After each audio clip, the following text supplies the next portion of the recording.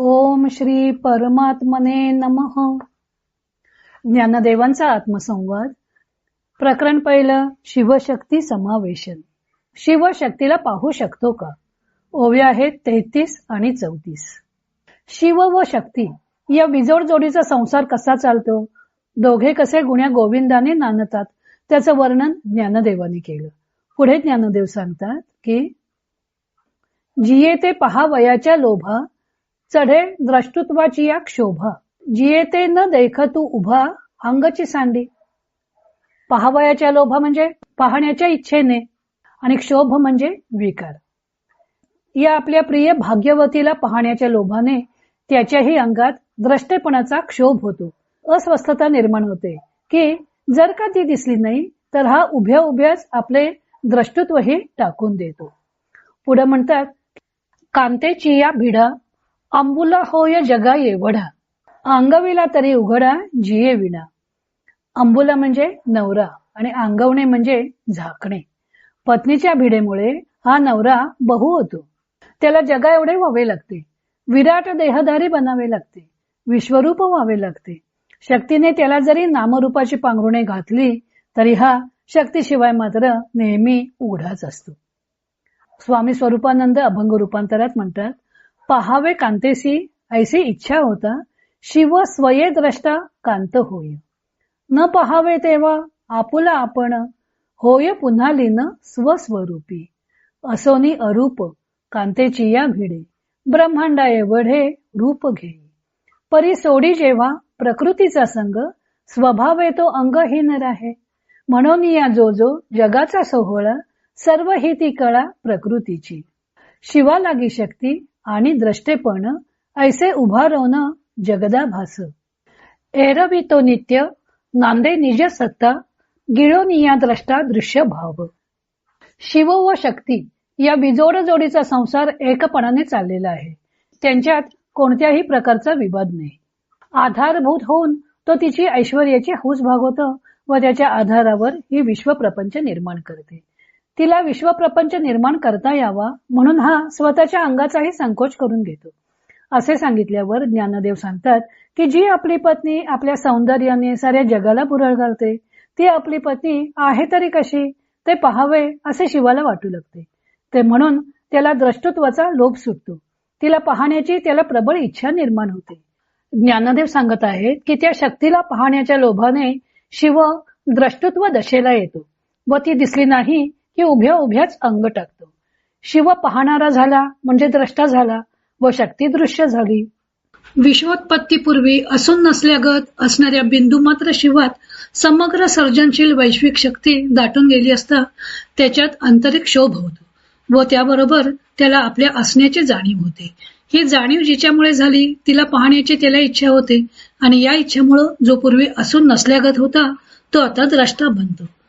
मग समोर जे रूप उभे राहते तीच त्याची प्राणेश्वरी होते. हा द्रष्टा झाल्याबरोबर जे काहीच नव्हते ते एकाएकी दृश्य होते. मग या द्रष्टा व दृश्य यांच्यात अलोट प्रेम निर्माण होते. मग त्या विश्वरूप द्रष्ट्याला शक्तिरूप क्षणमात्र जरी दिसेनासं झालं तरी द्रष्टा दृश्याचा सारा खेळ उधळून जातो व शिव पुन्हा पूर्ववत असून नसल्यासारखा होतो. पण ही पत्नी शक्ती पडली अत्यंत लाजाळू. ती आपल्या पतीसमोर येतच नाही. तो आपल्याला पाहू इच्छित आहे हे लक्षात येताच ती आपल्याला पुरुषातच विलीन करून टाकते.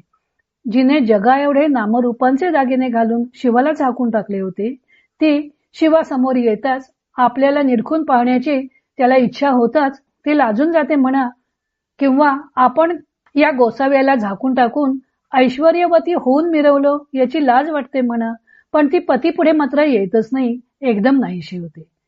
आता दृश्यच नाहीसे झाल्यावर तिच्या सापेक्षतेने शिवाकडे जे द्रष्टूपण आले होते तेही नष्ट झाले. पाहायला काही नाही तर पाहणार तरी काय. आता आपली प्रिय दिसत नाही म्हटल्यावर याची काय अवस्था होते. हा जिये न देखतू उभा अंगाची सांडी. त्याला द्रष्टुत्वाचा लोभ तर सुटला होता, पण ती दिसत नाही म्हटल्यावर शेवटी तो उभ्या उभ्याच आपले द्रष्टुत्वही टाकून देतो. एवढे याचे आपल्या पत्नीवर निरतिशय प्रेम असते. उभ्या उभ्या अंग टाकणे या शब्दरचनेतून ज्ञानदेवानी शिवाची पत्नीला पाहण्यासाठीची कासाविषयी तडफड व्यक्त केली आहे. ज्ञानदेवांनी तिसरे ओवीत म्हटले होते की आवडीचे वेगे एकमेकाते गिळती अंगे. एकमेकांची त्यांना इतकी आवड आहे की ती दोघे एकमेकांची अंगे गिळतात.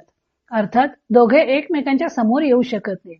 शिवशक्तीला पाहायला गेला की शक्ती शिवाशी एकरूप होते. ती त्याच्या दृष्टीचा विषय होत नाही. द्रष्टेपण हे दृश्य सापेक्ष असते. दृश्यच नाही म्हटल्यावर द्रष्टा पाहणार तरी काय. त्यावेळी त्याचे द्रष्टेपण असून नसल्यासारखं होतं. तसेच त्यांनी 13व्या ओवीत सांगितलं होतं की घरवाते मोटकी दोघे जे गोसावे सैजे रेगे ते दंपत्यपणे जागे स्वामी निजे.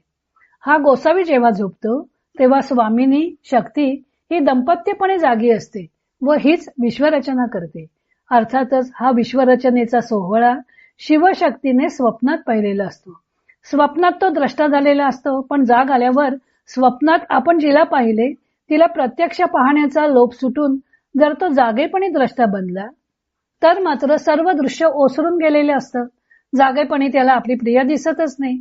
तेव्हा तो उभ्या उभ्याच अंग टाकतो. अर्थात दोघांपैकी एक जरी जागा झाला तरी घरवात सगळी गिळून काही नाही असं होऊन जातं.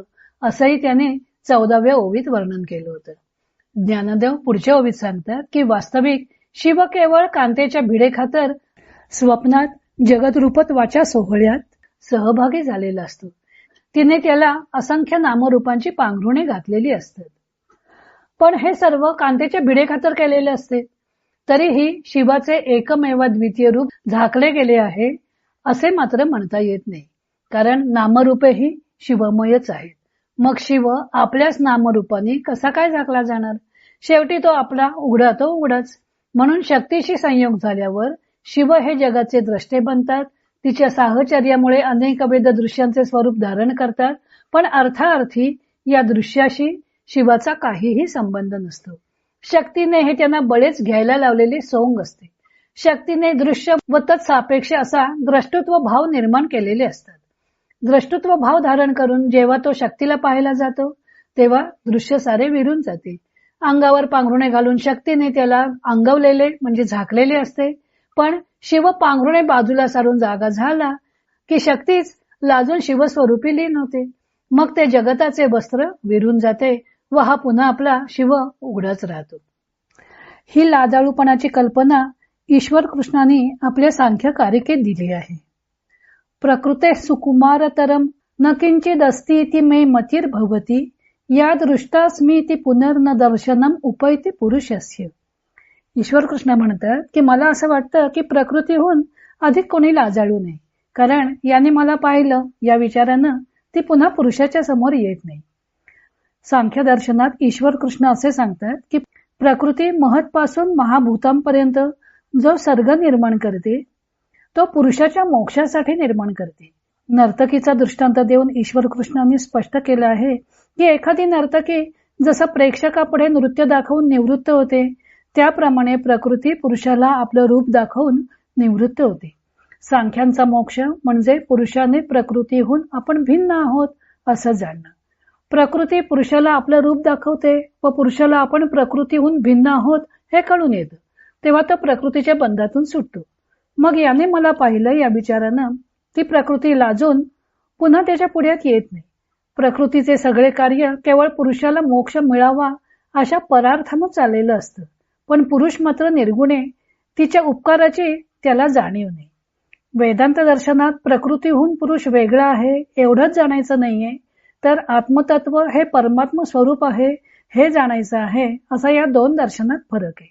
तर काश्मीरी शैव दर्शनात संसाराच्या उभारणीत शिव आणि शक्ती यांचा समान वाटा आहे. शक्ती जरी एकटी सृष्टी निर्माण करत असली तरी तिला पुरुषाच्या सामर्थ्याशिवाय काही करता येत नाही. ती दोघे एकोपजीवी आहेत. दोघं एकमेकांच्या शिवाय एक गवताची काडी सुद्धा निर्माण करत नाहीत असं ज्ञानदेवानी 10 व 12 या ओवीत सांगितलं होतं. स्वामी स्वरूपानंद याचा मथितार्थ स्पष्ट करताना म्हणतात की आपल्या पत्नीला पाहण्याची जोपर्यंत इच्छा असते तोपर्यंत याला द्रष्टृत्वाचा क्षोभ निर्माण झालेला असतो. म्हणजे हा आत्मभावावरून जीवभावावर येतो व तिचा कांत होतो. जेव्हा त्याला पाहण्याची इच्छा नसते तेव्हा द्रष्टृत्वाचा लोभ राहत नाही व तो आपल्या स्वरूपी पुन्हा लीन होतो. स्वतः अरूप असून कांतेच्या भिडेखातर त्याने हे ब्रह्मांडा एवढे रूप धारण केलेले असते. पण प्रकृतीचा संग सुटताच अंगहीन होऊन जातो.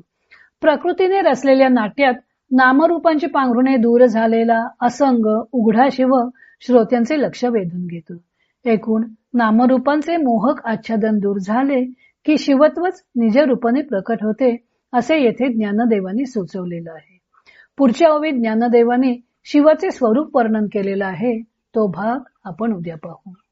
इतर अनेक ग्रंथांचा आधार घेऊन संत ज्ञानदेवांच्या अमृतानुभव या ग्रंथाचं लेखन व वाचन सौ मनीषा अभ्यंकर मिरज यांनी केलं आहे.